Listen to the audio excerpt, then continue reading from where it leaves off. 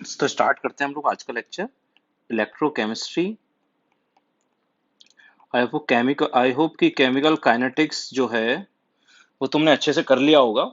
Chemical kinetics जो chapter है वो तुमने अच्छे से पढ़ लिया होगा और रेडियो एक्टिविटी सारे इनके जो क्वेश्चंस हैं वो सारे लगा लिए होंगे। आज हम लोग स्टार्ट कर रहे हैं इलेक्ट्रोकेमिस्ट्री, जिसका जो लेक्चर नंबर है वो है 1। ठीक है, लेक्चर नंबर 1 स्टार्ट करते हैं। हाँ, तो हम लोग पढ़ेंगे ये जो चैप्टर है वो बीच में हम लोग, हाँ, जब क्लासरूम चल रहा था, क्लासरूम में हम लोग पढ़ा रहे थे, तो मैंने कुछ टॉपिक्स इसके करा भी दिए हैं।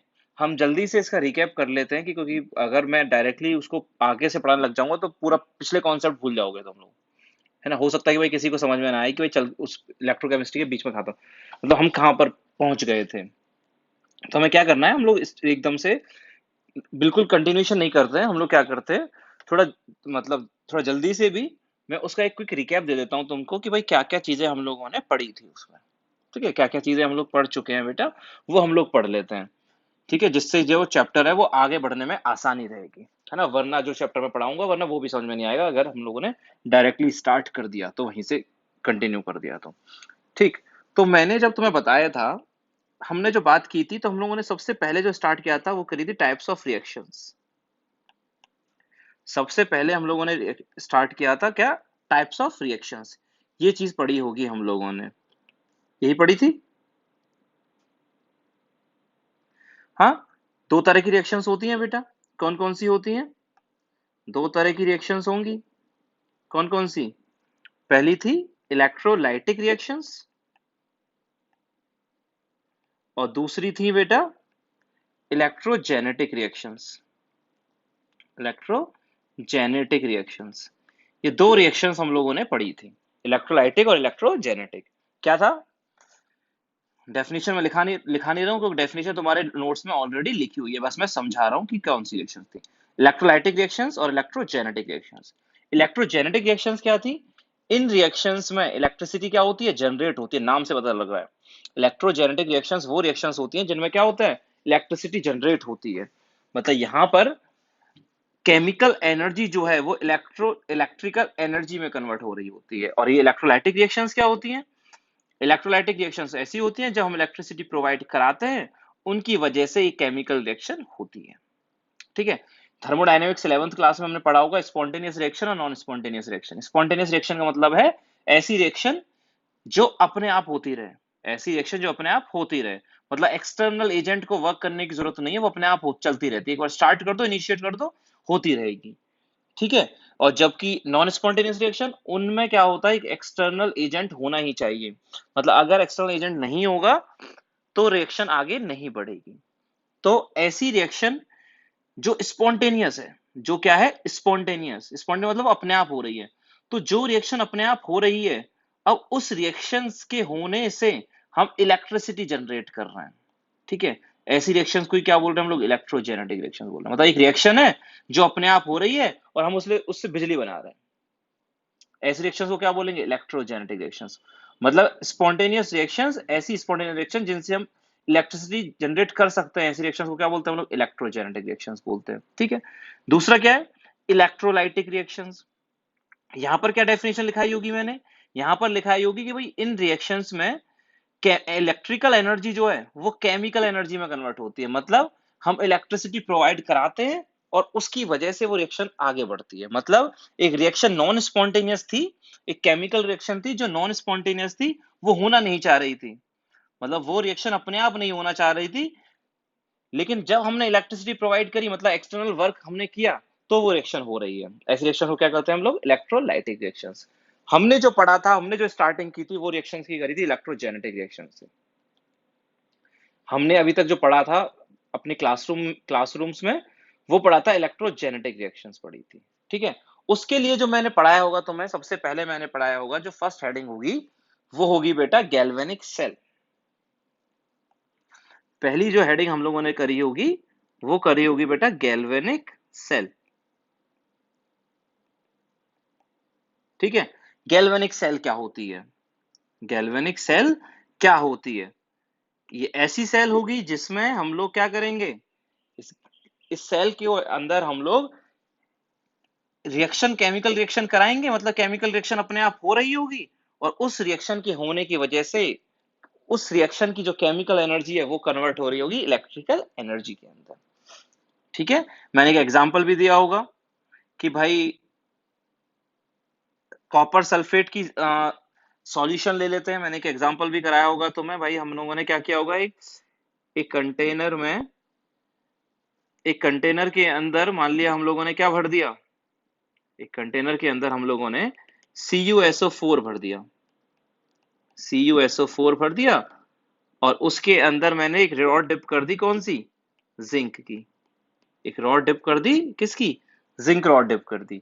तो मैंने क्या देखा था, जब मैंने कॉपर सल्फेट की सॉल्यूशन, और कॉपर सल्फेट की सॉल्यूशन का मतलब क्या है, उसके अंदर क्या क्या पड़े हुए हैं, Cu+2 आयंस पड़े हुए हैं और SO4 2- आयंस पड़े हुए हैं, ये दो आयंस पड़े हुए हैं। तो मैंने कुछ देर बाद क्या देखा, मैंने देखा कि भाई जिंक रॉड जो है उसका मास कम होता जा रहा था और यहाँ कॉपर डिपॉजिट होता जा रहा था, जिससे मैंने क्या बताया, जिससे मैंने क्या कंक्लूड किया, मैंने कंक्लूड किया कि जिंक जो है वो इलेक्ट्रॉन लूज करता जा रहा है, जिंक आयनाइज होता जा रहा है।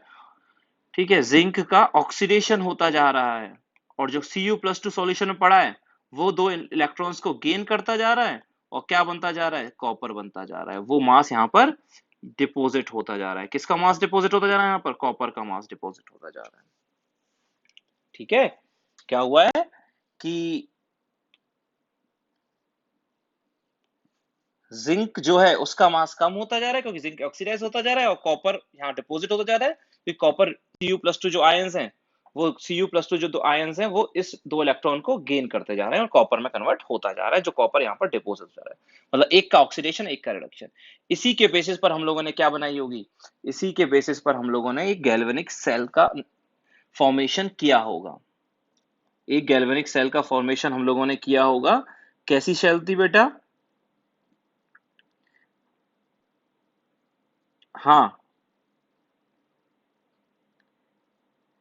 यहां पर हम लोगों ने भर दिया होगा क्या, यहां पर भर दिया होगा हम लोगों ने ZnSO4, यहां पर भर दिया ZnSO4, और यहां हम लोगों ने भर दिया, एक कंटेनर और लिया, उसमें हम लोगों ने भर दिया, उस कंटेनर के अंदर हम लोगों ने भर दिया क्या, CuSO4, उस कंटेनर के अंदर हम लोगों ने भर दिया CuSO4 का एक्वस सॉल्यूशन, और यहां भर दिया हम लोगों ने ZnSO4 का एक्वस सॉल्यूशन। ठीक है, और फिर क्या किया, यहां पर कौन सी रॉड डिप कर दी थी, यहां पर रॉड डिप कर दी थी हम लोगों ने जिंक रॉड, और यहां पर एक रॉड डिप कर दी थी, कौन सी, कॉपर रॉड, जिंक रॉड और कॉपर रॉड। ठीक है, यही किया था, दोनों को एक वायर से कनेक्ट कर दिया था, तो बीच में अमीटर लगा दिया था। ठीक है, करंट मेजर कर लेगा कितना आएगा। और यहां पर फिर क्या किया था हम लोगों ने यहां पर एक क्या की होगी, एक यू शेप्ड की ट्यूब कनेक्ट कर दी होगी। ठीक है, जिसे हम लोग क्या बोलते हैं, सॉल्ट ब्रिज बोलते हैं, जिसे हम लोग क्या बोलते हैं, सॉल्ट ब्रिज। ये सारा का सारा नोट्स में बना हुआ है, दोबारा बनाने की तुम्हें जरूरत नहीं है, क्योंकि तुम पहले ही कर चुके हो, तुम्हारे नोट्स में पहले ही कॉपीड है ये सब कुछ। ठीक है, मैं उसमें समझा रहा हूं। और क्या हुआ था बेटा, हाँ जी, क्या देखा था मैंने कि जिंक जो है, मतलब जैसे ही दोनों को कनेक्ट किया, जैसे ही दोनों को हम लोगों ने कनेक्ट किया, तो क्या हुआ, इस कंपार्टमेंट में क्या रिएक्शन हुई और इस कंपार्टमेंट में क्या रिएक्शन हुई, तो जिंक कंपार्टमेंट में बेटा क्या रिएक्शन हुई थी, जिंक जो है वो क्या होता जा रहा था, जिंक ऑक्सीडाइज होता जा रहा था, जिंक क्या होता जा रहा था, ऑक्सीडाइज, Zn+2 में कन्वर्ट होता जा रहा था, और कॉपर क्या होता जा रहा था, कॉपर रिड्यूस होता जा रहा था, कॉपर रिड्यूस होता जा रहा था, कॉपर बनता जा रहा था, Cu+2 से Cu बनता जा रहा था, यही हो रहा था, Zn से Zn+2 और Cu+2 से Cu बनता जाता है, ये दो कंपार्टमेंट में रिएक्शन हो रही थी, यही हो रही थी बेटा। ठीक है, इलेक्ट्रॉन जिंक जो है आयनाइज हो रहा था, दो इलेक्ट्रॉन्स रिलीज हो रहे थे यहां से। ठीक है, उन दो इलेक्ट्रॉन्स को, यहाँ पे जिंक जो है वो आयनाइज हो रहा था, इलेक्ट्रॉन्स निकल रहे थे, और वो इलेक्ट्रॉन्स यहां से कॉपर डिपार्टमेंट में जा रहे थे, और कॉपर जो सॉल्यूशन में पड़ा हुआ Cu+2 उन इलेक्ट्रॉन्स को गेन कर रहा था। ठीक है, फिर मैंने क्या बोला था बेटा, फिर मैंने कहा था जहां से इलेक्ट्रॉन निकलते हैं, जहां से, और जिंक जो है वो ऑक्सीडाइज हो रहा है, जिस इलेक्ट्रोड पर ऑक्सीडेशन होता है उसे क्या बोलते हैं हम लोग, मैंने लिखाया था, उसे बोलते हैं एनोड। और जहां पर रिडक्शन होता है उसे क्या बोलते हैं, कैथोड। मतलब यहाँ पर दो इलेक्ट्रोड्स हैं, एक जिंक का इलेक्ट्रोड है और एक कॉपर इलेक्ट्रोड है। ठीक है, इलेक्ट्रोड्स। और ये दो सॉल्यूशन जो भरी हैं वो क्या थी, इलेक्ट्रोलाइट्स। ये बीच में लगाया हुआ वो क्या है, सॉल्ट ब्रिज। जहां पर ऑक्सीडेशन होता है उसे क्या बोलते हैं, एनोड। जहां पर रिडक्शन होता है उसे क्या बोलते हैं, कैथोड। तो जल्दी करा रहा हूँ क्योंकि पहले कर चुके हो, है ना। जिंक का ऑक्सीडेशन, कॉपर का रिडक्शन। हाँ जी। तो ये तो जिंक तो हो गया अपना एनोड, ये तो हो गया अपना एनोड, और ये हो गया अपना कैथोड। जहां से इलेक्ट्रॉन निकल रहे थे उस इलेक्ट्रोड को क्या बोलते हैं, नेगेटिव इलेक्ट्रोड। और जहां पर इलेक्ट्रॉन आ रहे थे उसे क्या बोलते हैं, पॉजिटिव इलेक्ट्रोड। जहां से इलेक्ट्रॉन रिलीज हो रहे थे उसे क्या बोलते हैं, नेगेटिव इलेक्ट्रोड। और जहां पर इलेक्ट्रॉन आ रहे थे उसे क्या बोलते हैं, पॉजिटिव इलेक्ट्रोड। तो ये एनोड यहाँ पर क्या हो गया, नेगेटिव। मैंने एक बात और बता दी होगी कि कंफ्यूज मत होना, जब हम इलेक्ट्रोलाइटिक सेल पढ़ेंगे तो वहां पर एनोड पॉजिटिव आ जाएगा।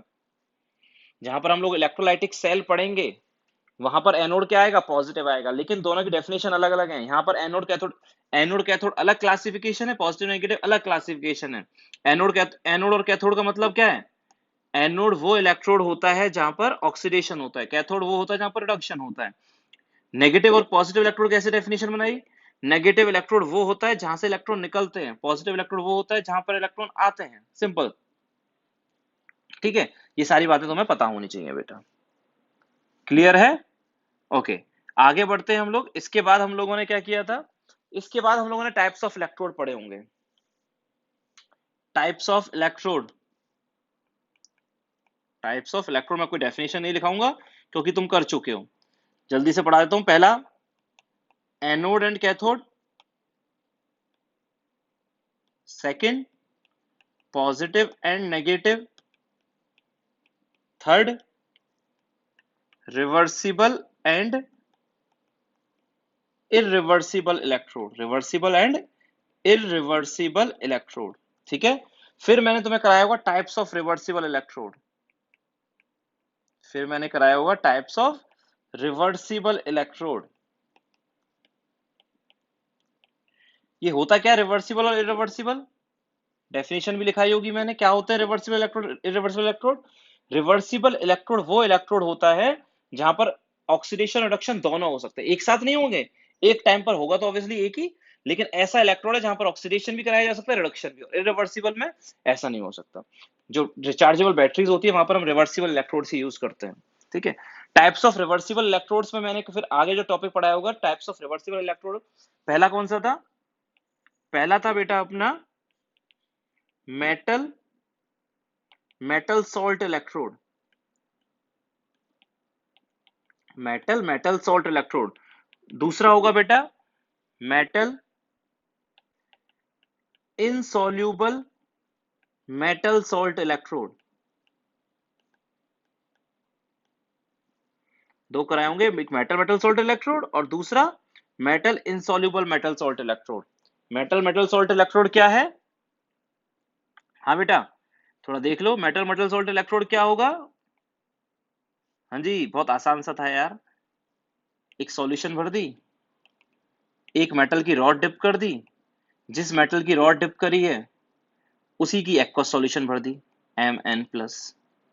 ठीक है, एक मेटल की रॉड डिप कर दी है और उसी मेटल की एक्वस सॉल्यूशन भर दी है। ठीक है। अगर ऑक्सीडेशन हो रहा होगा तो M से क्या बन रहा होगा, Mn+, N इलेक्ट्रॉन्स निकल रहे होंगे। और रिडक्शन अगर हो रहा होगा तो Mn+ से क्या बन रहा होगा, M बन रहा होगा। Mn+ से क्या बन रहा होगा, M बन रहा होगा। यही कराया था। ठीक है। दूसरा क्या कराया था बेटा, दूसरा था metal insoluble metal salt electrode. ये बहुत काम का है, ये कैसे कराया होगा, वापस बता रहा हूं। इसमें क्या होता है बेटा, metal insoluble metal salt electrode के अंदर क्या रहा होगा बेटा, हाँ, जैसे एक एग्जांपल लिया होगा मैंने वहां पर Ag AgCl electrode, AgCl Cl- electrode. क्या किया था हम लोगों ने, एक सॉल्यूशन फिल कर दी थी, एक मेटल की रॉड डिप कर दी थी, एक मेटल की, हाँ एक मेटल की रॉड डिप कर दी थी हम लोगों ने इसके अंदर।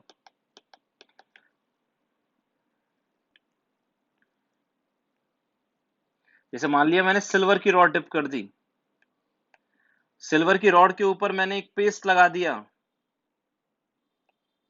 किसका? सिल्वर की रॉड के ऊपर मैंने AgCl का पेस्ट लगा दिया था, कोटिंग कर दी थी, जो इस सॉल्यूशन के अंदर सॉल्युबल नहीं हो रहा था। और जिसका पेस्ट लगाया है, जिसका पेस्ट तुमने लगाया, जैसे सिल्वर क्लोराइड का पेस्ट लगाया, उसका नेगेटिव आयन जो है वो उस सॉल्यूशन में भर देते हैं, वो इस सॉल्यूशन में भर देते हैं। Cl माइनस की एक्वा सॉल्यूशन इसके अंदर हम लोगों ने भर दी। यही कौन सा इलेक्ट्रोड था बेटा? Metal insoluble metal salt electrode, metal insoluble metal salt electrode. Silver की रॉड, उसके ऊपर सिल्वर क्लोराइड का पेस्ट और उसके नेगेटिव आयन का एक्वा सॉल्यूशन उसके अंदर भर दो। ये सिल्वर क्लोराइड ऐसा है जो इसके अंदर सॉल्युबल नहीं हो रहा है। जब ऑक्सीडेशन हो रहा होगा तो क्या रिएक्शन हो रही होगी बेटा इसमें? ठीक है, मैं बहुत एम्फेसाइज इस पे इसलिए कर रहा हूं क्योंकि बहुत काम का है। जब ऑक्सीडेशन हो रहा होता है तो हम लोग क्या करते हैं? ड्यूरिंग ऑक्सीडेशन क्या रिएक्शन हो रही होती है? ये जो सिल्वर है ऑक्सीडेशन के दौरान, अब सिंपल रिएक्शन ये नहीं हो रही होगी, तुम सोचोगे भाई ये रिएक्शन हो रही होगी Ag से बन जाएगा Ag प्लस प्लस इलेक्ट्रॉन। गलत है, नहीं होगा ऐसा, ये रिएक्शन नहीं होगी। Metal insoluble metal salt electrode की ध्यान रखना रिएक्शन क्या होती है। तो बेसिकली जो रिएक्शन होती है वो होती है सिल्वर से बनता है सबसे पहले, ये जो Ag है, सिल्वर की रॉड है, वो आयनाइज होता है, Ag प्लस बनता है। क्या बनता है?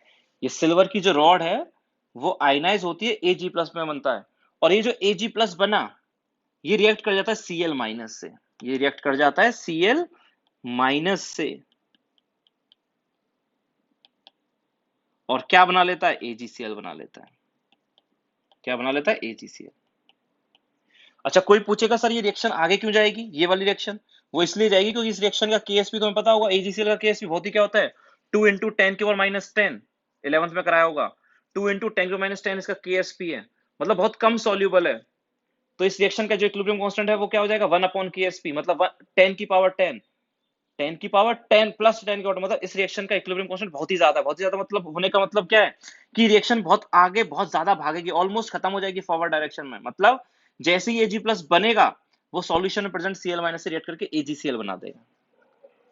जैसे ही Ag प्लस बनेगा वो जल्दी से रिएक्ट करके Cl माइनस से क्या बना देगा? AgCl बना देगा, क्योंकि इस रिएक्शन का इक्विलिब्रियम कांस्टेंट बहुत ही कम है। वो कितना है?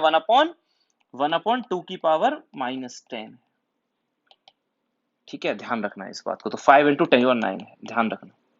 तो इसलिए ये रिएक्शन होती है। तो ओवरऑल जो रिएक्शन है, अगर हम लोग बात करें ओवरऑल रिएक्शन की, तो ओवरऑल रिएक्शन क्या होती है? ओवरऑल रिएक्शन हो जाएगी Ag solid plus Cl minus aqueous से बन जाएगा AgCl सॉलिड प्लस इलेक्ट्रॉन।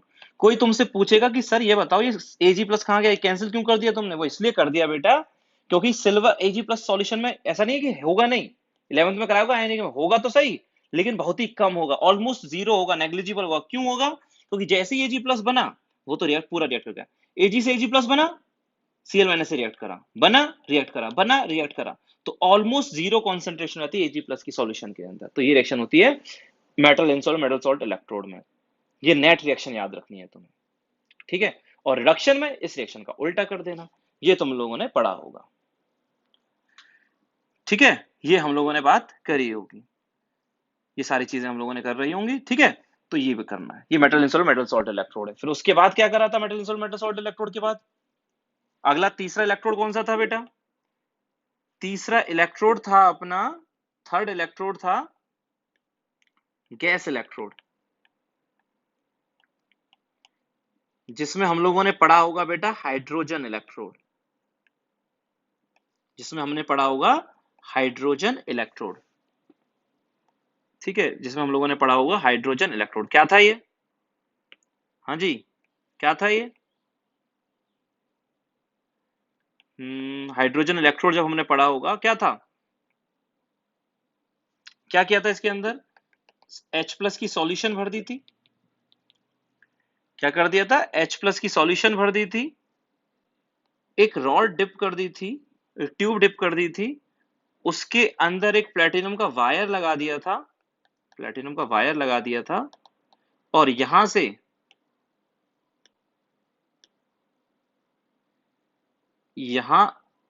कौन सी गैस पास करा दी थी? हाइड्रोजन गैस पास करा दी थी। ठीक है, इस इलेक्ट्रोड को क्या बोलते हैं हम लोग? Hydrogen electrode. बहुत काम का इलेक्ट्रोड है हाइड्रोजन इलेक्ट्रोड, बहुत यूज आएगा। ठीक है, सॉल्यूशन किसकी बढ़ रही थी? H+। रिएक्शन क्या हो रही थी? H+ से क्या बन जाएगा? अगर रिडक्शन हो रहा होगा तो इलेक्ट्रॉन गेन करेगा और क्या बन जाएगा? हाइड्रोजन गैस बन जाएगी। कैथोड पर अगर ये हो रहा रिएक्शन हो रही होगी तो रिडक्शन जब हो रहा होगा, और एनोड पर उल्टा हो जाएगा, हाफ H2 से क्या बन जाएगा? H+ plus electron. ये रिएक्शन हो जाएगी किस पर? एनोड पर रिएक्शन हो जाएगी। ठीक है, ये हम लोगों ने टाइप्स ऑफ इलेक्ट्रोड, इतने इलेक्ट्रोड्स हम लोगों ने पढ़े होंगे बेटा। ठीक है, आगे हम लोग बेटा कल के लेक्चर में मैं और पूरा थोड़ा और लेंथी लेक्चर बनाएंगे हम लोग नेक्स्ट सेक्शन में, उसमें पूरा खत्म कर देंगे इसको कि क्या क्या रिवीजन हम लोगों ने, क्या क्या हम लोगों ने पहले क्लासरूम में पढ़ चुके थे। फिर 2 दिन के बाद हम लोग वापस से अपन टॉपिक को और कंटिन्यू कर पाएंगे।